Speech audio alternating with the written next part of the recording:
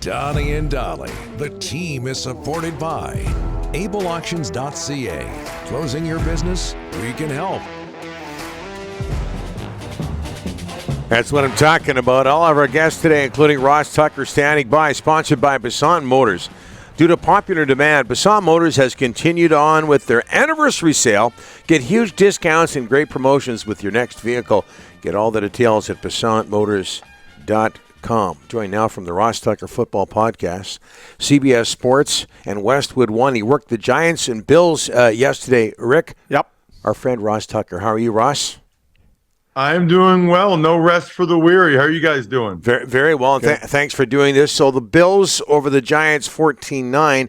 How are the Giants, who are not having the greatest season in the world, how are they able to keep up with the Bills despite Daniel Jones not being there? Well, they didn't just keep up. They had a great opportunity to win the game. It really started with their defense. Their defense played awesome. I think that's the best anybody's played defensively against the Buffalo Bills all year.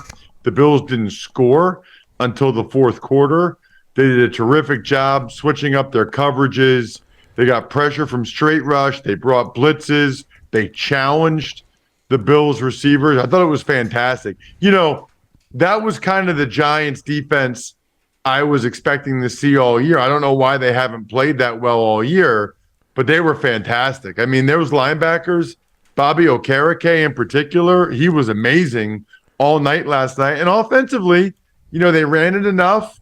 They had some good plays from Tyrod Taylor getting the ball out quick, some good plays out of play action and bootlegs. I thought they called a good game, but the end of the first half was a disaster and cost them dearly. And then the end of the game, that was a tough call that went against them. Yeah, there was a fight in that game, in the Giants-Bills game. Pre-game brawl, 49ers and Browns. You know, we're hockey guys up here, love football, but we're Canadian. How tough is it from back in your day playing football? How tough is it to keep your emotions in check in the game of pro football? Yeah, I don't know. It's funny because you don't keep your emotions in check a lot of times, right? But you figure out how to get back at them a different way. I mean, I can remember in 2004, twice that season. I think I might have told you guys this before. Twice that season, I had guys spit in my face after a play. That'll do it. Oh. I was a pretty aggressive. I was pretty aggressive, borderline dirty player, which I don't really like. That doesn't bother me when people say that. And the first time it happened, you know, they pushed me after a play a couple times, and then at the end of after the last play, after we had to punt, the one guy spit in my face as they walked over to the sideline.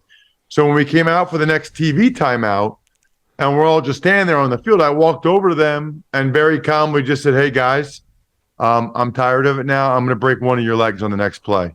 And I walked back to the huddle. And so when we broke the huddle, they were all like, Tuck, it's over now. It's over now. They were mad because of some stuff I had done when we scrimmaged them in the preseason. And then in Cincinnati, I was furious, and I was screaming at one of my former coaches, Marvin Lewis, who was the head coach for the Cincinnati Bengals at the time, to put Langston Moore back on the field. Langston Moore's the guy that had spit in my face in that game. And I'm like, get him back. I'm literally screaming at the head coach of the other team to put one player back in the game so I can try to get him back for it. Would you rather get punched in the face or have someone spit in your face? With a helmet on, I'd rather get punched in the face. Mm-hmm. With no helmet on, I'd rather get spit in the face. I can't afford to be getting punched in the face without a helmet. I mean, why do you think you guys even have me on the show? This is the moneymaker right of here, course. okay? Exactly. Like, this is how I make a living for my family. You're looking at it right now. Yeah, I hear you. We can relate. Yes. Very good-looking guy, Ross. Very good-looking guy. Okay, listen. Thank you.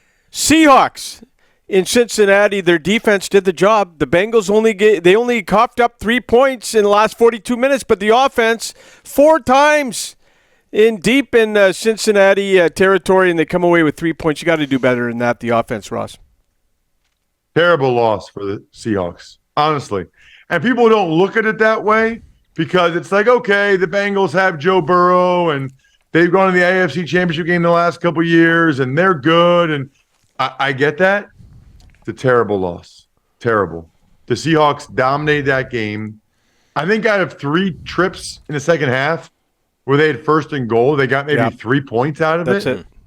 I mean, what are we even talking about? Geno Smith's taking sacks on 4th and goal.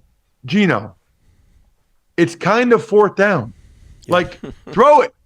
Throw it to somebody. See what happens. Throw it to DK Metcalf or any of your guys. Really, really poor. I mean, that's one where we don't often do this, right? Because when we get to week 17 and 18 and we talk about where the teams are in the standings, we just talk about the game that just happened or the game that's going to happen. We don't look back and say, man, the Niners blew it with that missed field goal against Cleveland, or the Eagles blew it with blowing that lead against the Jets, or whatever, right? Like, but we should, because these games count just as much as those at the end. Ross, no undefeated teams left. You just mentioned the 49ers and the Eagles lose. Jalen Hurts, 4 turnovers, the pick at the end. That was the killer, but what'd you take away from the Eagles losing to the Jets?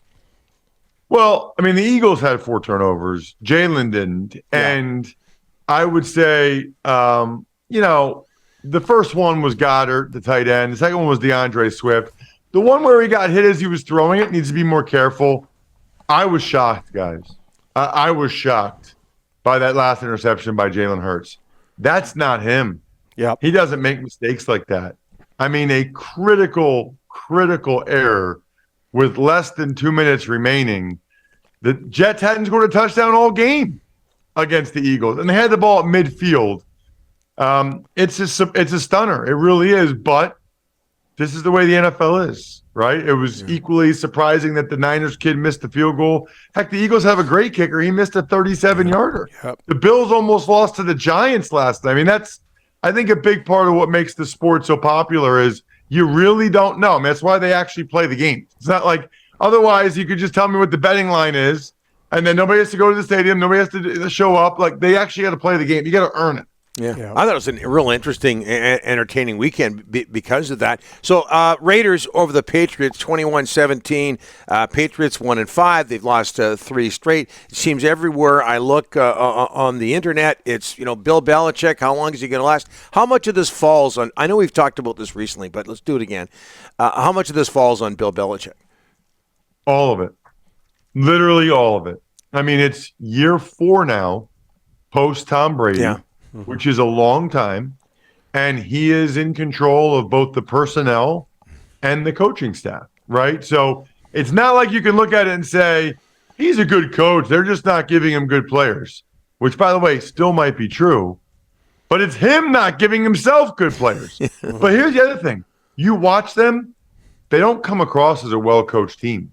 They're not a well-coached team. And I know he's a good coach because I was there. And I don't know what's going on up there now, but it's bad. It's really, really legitimately bad what's going on up there. And, I'm sure Robert Kraft, the owner, is already thinking about what the different possibilities might be for after this season. I mean, the rest of the season will play out, and they can turn around. Look, they can win the rest of their games. I don't think it's going to happen. And I think Robert Kraft's going to have some really, really tough choices to make. So, Ross, and you were there, but when somebody says to you, hey, was it more Brady or was it more Belichick, all that Patriot success, what do you tell them? Well, I always thought it was more Brady. Mm-hmm. I mean, look at it this way. Look at how much quarterbacks get paid. Look at how much coaches get paid. Right. Okay? Think about how much, like if you were starting a team right now, I love Andy Reid, but would you rather have Patrick Mahomes or Andy Reid? Yeah, there you go. Would you rather have Joe Burrow or Zach Taylor? I mean, you're going to take the quarterback that is the guy actually inside the white lines executing it. They're the most important person in the franchise. And I think that's played out in New England. I think we've realized that. And that's the funny part, too, is Belichick could have just done a couple of things to keep Brady there. But he wanted to move on. I think Belichick has an inflated sense of his accomplishments vis-a-vis Brady's. And I think he was kind of anxious to show that or prove that, and it blew up in his face. Okay, finally, Georgia beats Vanderbilt on Saturday, NCAA football. You worked that game, and as somebody who can't wear a baseball hat, you have no idea how much pleasure I took in you trying to put on a CBS hard hat. What can you tell us about that attempt, Ross? And look, we're of the same ilk here, okay? Head-wise. No, you know what I can tell you? Yeah. Well, first of all, it didn't fit great to begin with. Yeah. But this is how stupid I am. I tried it on before the game. And I was like, it's a little tight. And I lose it. I'm like, okay, it fits. Yeah. Forgot the fact that if you did it during the game, you have a headset on. Yeah, okay. You have a headset on. So I'm talking like this with a headset on, and then I try to put the thing over top of it. That doesn't work, but I can't take the headset off because then they can't hear me talking. I mean, that was poor planning on my part, but people could hear me. They got the drift. They got what we were doing. Yeah. And if anything, it just made it more – look, it's more memorable for you now than it would have been if it just fit nice on my head. Yeah. Bingo. I wouldn't have asked about it. Ross, next week. Thanks so much, my friend. Sounds great. See you, dudes.